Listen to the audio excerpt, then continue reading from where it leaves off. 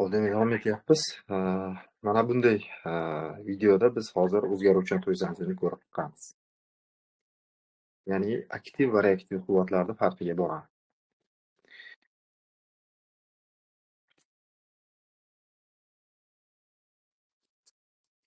Hop, yaxshi. Demak, o'zgarmas tok manbasiga demak oddiygina lampa ulayapmiz. Lampa bu yerda aktiv iste'molchi hisoblanadi, ya'ni elektr tokini haqiqatda ham iste'mol qiladi. Ya'ni yorug'lik energiyasiga aylantiradi. Bu yerda demak faqat aktiv qarshilikni o'zgaruvchan tok, o'zgarmas tok zanjiriga ulaganimizda undagi tok va kuchlanishni aniq o'lchash mumkin deyapti va ular vaqt bo'yicha o'zgarmas bo'ladi, ya'ni doimiy bo'ladi. Demak, quvvatni aniqlashimiz mumkin kuchlanish va tok kuchini to'g'ridan to'g'ri ko'paytirish orqali.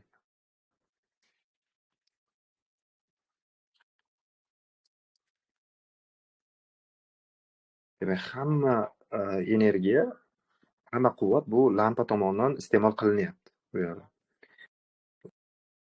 Xuddi shunday vaziyat, ya'ni o'sha lampa endi o'zgaruvchan tok zanjiriga ulanyapti. Va bunda kuchlanish va tok kuchi sinus qonuniyati bo'yicha o'zgaryapti. O'zgaruvchan bo'ladi. Bu o'zgaruvchan tok zanjiri. Mana bitta davrda olyapmiz. Demak, doimiy tarzda kuchlanish va tok kuchi o'zgaryapti va qanday qilib biz quvvatni hisoblashimiz mumkin deyapti. Demak, endi bu yerda o'zgaruvchan bo'lganligi uchun kuchlanish va tok kuchi biz e, effektiv qiymatlardan foydalanamiz. Bu maksimal qiymatini ilzosi 2 ga nisbatiga teng.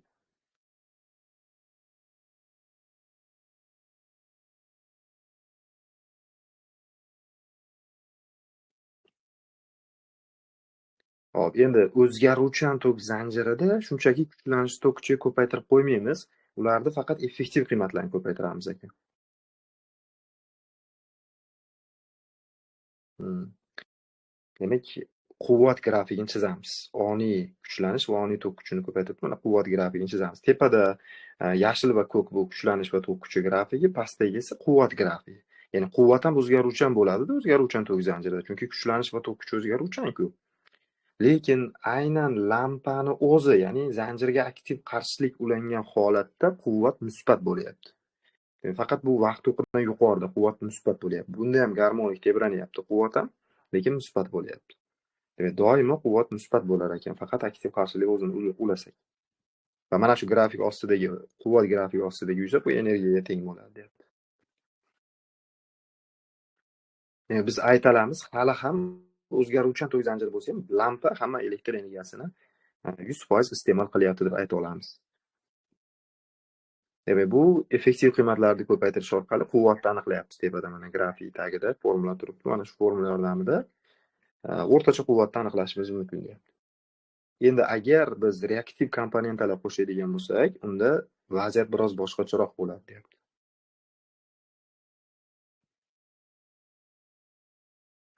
Hop, demak, bitta g'altayni qo'shyapmiz. Zanjirga bir dona g'altayni qo'shyapmiz. Bu reaktiv komponent hisoblanadi. Lampa aktiv iste'molchi. Demak, aktiv qarshilik bilan reaktiv qarshilikda o'zaro ketma-ket ulanyapti. U holda kuchlanish va tok kuchlari mana fazalar farqi mos bo'lmaydi, ya'ni orasida fazalar farqi bo'ladi. Grafikdan ko'rinyapti va bunda endi kuchlanish tok kuchidan oldinda deyapti. Chunki g'altay borda. G'altayda shunaqa bo'ladi. Kuchlanish tok kuchidan oldinda bo'ladi pi taqsim 2 qadar. Demak, grafikda shu narsani ko'rsatyapti oldindan.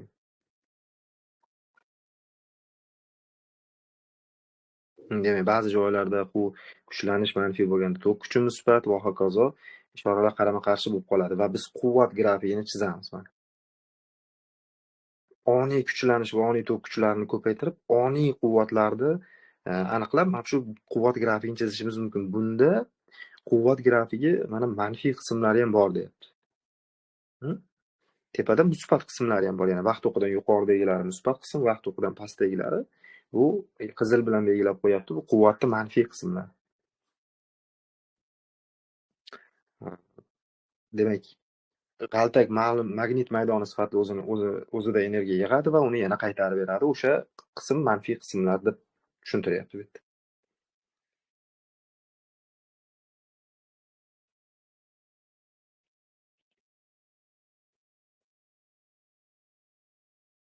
Hop, demak, mana bitta chap tomondagi diagrammada bu chap tomonda qandaydir o'zgaruvchan tok zanjiridan lampaga va g'altakka berilayotgan energiyalar mana bunday strelkalar ko'rinishida ko'rsatib beryapti.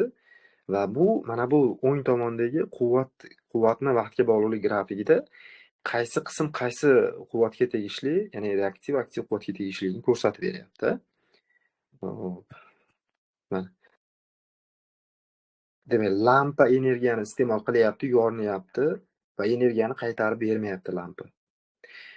G'altak bo'lsa energiyani olyapti, magnit maydon sifatida bu energiyani yig'yapti, o'zida iste'mol qilmayapti. Ya'ni bu aktiv quvvat emas, bu reaktiv quvvat.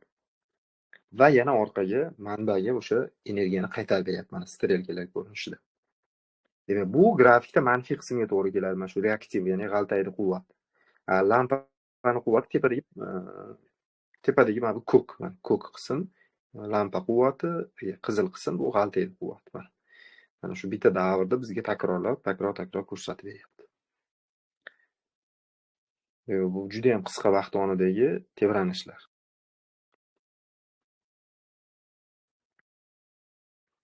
Demak, lampa ham g'altak ham birdaniga elektr energiyasini olyapti, lampa iste'mol qilib yuboryapti, g'altak qaytarib beryapti. Hop, demak, ikkita zanjir olyapmiz. A zanjiri faqat aktiv qarshilik, lampa ulangan. B zanjiri aktiv qarshilikka ketma-ket qilib g'altak ham ulangan. Mana grafiklarga e'tibor beramiz. Tepada A zanjiri uchun kuchlanish va tok kuchi grafiklarida fazalar farqi mos. Pastdagi grafikda esa B zanjiri uchun kuchlanish va tok kuchlarida fazalar farqi bor. Shu sababli quvvat grafiklari mana oxirida ko'rsatilgan grafiklarda biroz farq qiladi grafiklar. Birinchisida faqat quvvat musbat bo'ladi. Xulosa qila olamiz, barcha energiya demak lampa tomonidan haqiqatda iste'mol qilinyapti. Bu foydali quvvat, aktiv quvvat. Demak, pastda, mana bu pastdagi grafikda manfiy quvvat qismlari ham bor. Bu aynan g'altak, ya'ni reaktiv quvvatni ifodalayapti.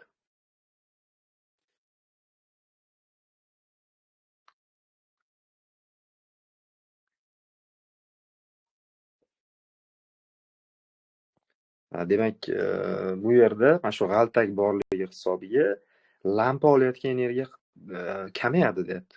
Lampa olishi kerak bo'ladigan energiya biroz kamayadi deyapti. Mana grafikdagi yuzalarni taqqoslab ko'rsatib beryapti. Mana bu yashil yuzalar bular o'sha mana bu induktiv g'altak ham bor bo'lgan zanjirdagi quvvat grafikida quvvatni ifodalaydi. Ko'k bilan tasvirlagan grafikda bu mana biroz kattaroq turibdi yuzasi. Demak, bu faqat aktiv qarshilik bo'lgan zanjirga tegishli. Ya'ni bir xil kuchlanish va bir xil tok kuchi berilyapti bu yerda bularga deyapti. Demak, o'rtacha quvvatni aniqlaymiz ikkovi holat uchun deyapti. Birinchisida hop, qanday bo'ladi? Mana shu o'rtacha quvvat mana shu grafik ostidagi yuza. Bunda kamroq bo'lyapti mana B grafikda. A grafikda biroz kattaroq.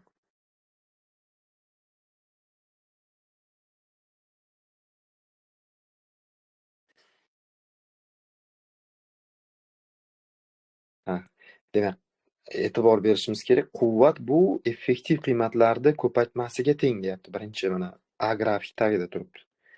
Lekin B chizmada agar reaktiv komponenta bo'ladigan bo'lsa, biz effektiv qiymatlarni ko'paytirganimizdan kamroq quvvat chiqadi deyapti. Mana grafiklarda taqqoslab ko'rsatib beryapti. Ya'ni bu degani nimadir qo'shilishi kerak mana shu qismda. Mana bu induktiv g'altak qo'shilganligi hisobiga zanjirga, ya'ni reaktiv komponentalar, reaktiv iste'molchilar borligi hisobiga quvvat endi effektiv qiymatlarni ko'paytirilish orqali aniqlanmaydi deyapti. Undan kamroq bo'ladi deyapti mana.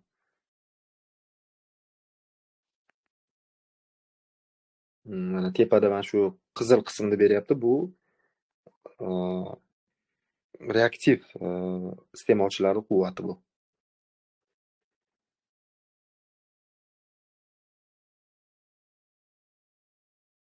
Mana foydasiz tepadagi qism, pastdagi qism foydali, yashil qism foydali quvvatga tegishli.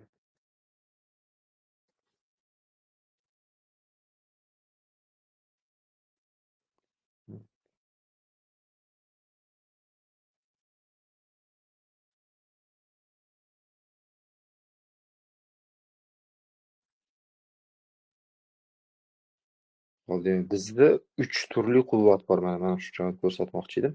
Aktiv quvvat, reaktiv quvvat va apparent power deb qo'yibdi. Ya'ni umumiy quvvat endi bizning tilimizda. Ya'ni to'la quvvat, to'la quvvat. Demak, 3 tur quvvat bor ekan.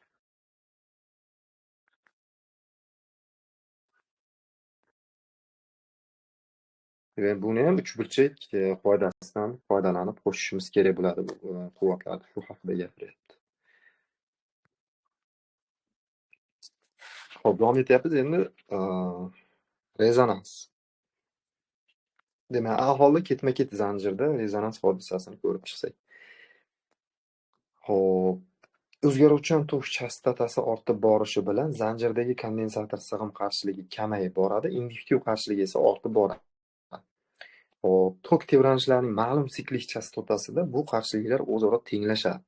Ya'ni sig'im qarshilik bilan induktiv qarshilik. Ikkovi ham reaktiv qarshilik. Demak, qandaydir x ni omegaga bog'liqlik diagrammasi desak, x bu yerda to'la reaktiv qarshilik. Reaktiv qarshilik o'zaro tenglashib qolar ekan. Mana bu kondensator qarshiligi, mana bu g'altek qarshiligi. Ya'ni bittasi chastota bo'yicha ortib boryapti, chastota ortsa ortib boryapti, mana bu ortsa ortadi.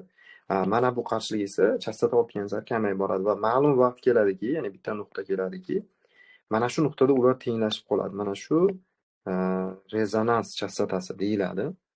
Mana shu holda ikkovi tenglashib qolishi rezonans bo'ladi. Mana rezonans nima? Bu o'zgaruvchan tok zanjirida induktiv reaktiv qarshilik bilan sig'im reaktiv qarshiliklar bir-biriga teng bo'lganda sodir bo'ladigan hodisa. Hop, rezonansda nimalar bo'ladi? Zanjirda to'la qarshiligi minimal bo'ladi. Chunki bizda to'la qarshilik z barobar ildiz r kvadrat plus x minus xl minus x ni kvadrat ko'rinishda edi. Mana shu yerdan bizda qachon mana bu funksiya minimal bo'ladi? Qachonki x teng bo'lsa xl. Mana shu rezonans bo'ladi. Demak, bunda ikkovi tenglashib qolgan vaqtda zanjirda to'la qarshiligi r ga teng bo'ladi. Ya'ni bu o'zini minimal qiymatini qabul qiladi. Qarshilik minimal qiymatni qabul qiladi. Tok kuchi bo'lsa maksimal qiymat bo'ladi. Chunki bu u taqsim z deydigan bo'lsa, demak, mana bu minimal deb yozaylik. Shundan demak, tok kuchi o'zini maksimal qiymatiga erishadi. Ya'ni zanjirda. Ya'ni reaktiv komponentlar bir-biriga qarshilik qiladi va tarmoqda reaktiv komponenta qarshiliklari qolmaydi. Xo'p, mana shu holatda demak tok maksimal qiymatga erishar ekan. Rezonans holatida zanjirdagi tok va kuchlanish fazalar farqi 0 ga teng bo'ladi. Ya'ni kosinus phi 1 ga teng bo'ladi. Bu zo'r degani. Hop, mana tok kuchini biz siklik chastotaga bog'liq diagrammasini ko'rsak, chastotani orttirganimiz sari tok kuchi ham ortib borar ekan tarmoqda va ma'lum vaqt pik nuqtaga chiqar ekan, maksimal nuqtaga. Va mana bu maksimal nuqtaga chiqqan vaqtdagi chastota bu rezonans chastotasi bo'ladi va yana chastotani orttirishda davom etadigan bo'lsak, zanjir qarshiligi ortib ketib qoladi. Va tarmoqdagi tok yana kamayishni boshlaydi. Mana shu ko'rinishda bo'lar ekan. Hop, endi rezonans chastotasini aniqlasak. Rezonans chastotasi bu kondensator sig'im qarshiligi va g'altayda induktiv qarshiliklar tenglashgan holat.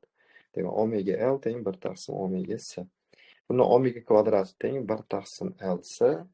Hop, buni omegani o'zini topadigan bo'lsak, ildiz ostida L S ko'rinishda bo'ladi. Mana shu rezonans chastotasi.